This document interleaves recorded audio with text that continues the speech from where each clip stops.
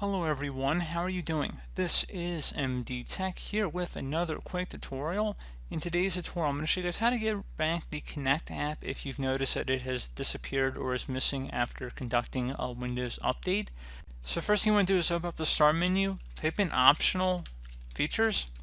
BestMatch should go back on Manage Optional Features. Go ahead and left click on that.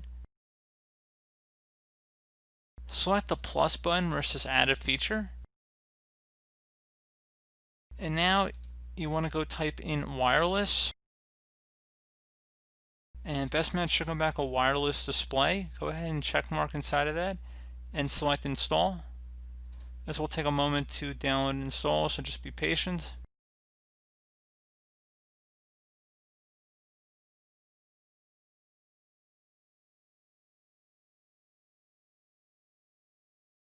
And while that's installing, we can actually close out of here and open up the Start menu. Type in WS Reset. BestMatch should come back with WS Reset here. Go ahead and right click on that and select Run as Administrator. Give it a moment here. This is going to reset the Microsoft Store. And actually, we probably should not have closed out of the other window there for managing optional features.